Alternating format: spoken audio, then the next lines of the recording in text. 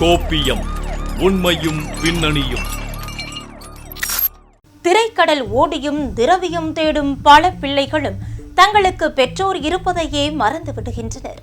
இதனால் பிள்ளைகள் இருந்தும் ஆதரவற்றவர்களாகவும் பணம் இருந்தும் வறுமையிலும் வாழும் பல பெற்றோர்கள் மன உளைச்சலில் தற்கொலை முடிவையும் எடுத்து விடுகின்றனர். இதனை உணர்த்தும் விதமாக காட்டுமன்னார் கோவிலில் வயதான தம்பதியினர் தூக்கிட்டு தற்கொலை செய்து கொண்ட சோக சம்பவத்தை பற்றி இப்போது பார்ப்போம். கடலூர் மாவட்டம் காட்டுமன்னார் கோவில் அடுத்து உள்ள சின்னம்பொங்கனேரி கிராமத்தில் வயதான தம்பதியினர் இருவரும் தூக்கிட்டு தற்கொலை செய்து கொண்ட சம்பவம் அப்பகுதியில் பெரும் சோகத்தை ஏற்படுத்தியுள்ளது. சின்னம்பொங்கனேரி கிராமம் வன்னியார் கிழக்கு தெருவில் வசித்து வருபவர் விவசாயி ராவணன்.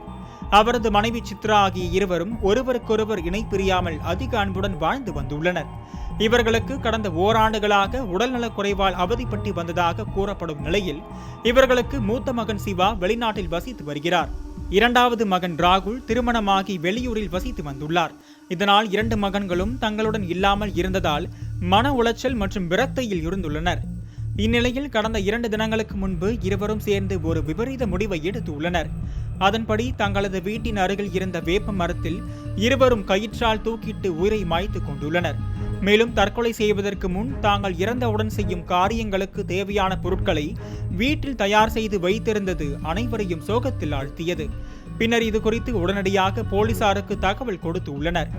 தகவலின் அடிப்படையில் அங்கு வந்த காட்டுமன்னார் கோவில் போலீசார் இருவரின் உடலையும் மீட்டு பிரேத பரிசோதனைக்காக காட்டுமன்னார் கோவில் அரசு மருத்துவமனைக்கு அனுப்பி வைத்தனர். பின்னர் இது குறித்து வழக்கு பதிவு செய்து தற்கொலைக்கு வேறு ஏதேனும் காரணங்கள் உள்ளது என்று விசாரணை நடத்தி வரும் நிலையில் பிள்ளைகள் உடன் இல்லாமல் தனிமையில் வாடி வந்த பெற்றோர் தற்கொலை முடிவை எடுத்து இருவரும் ஒரே நேரத்தில் உயிரிழந்த சம்பவம் சின்னம்பொங்கனேரி கிராம மக்களிடையே பெரும் சோகத்தையும் அதிர்ச்சியையும் ஏற்படுத்தியுள்ளது.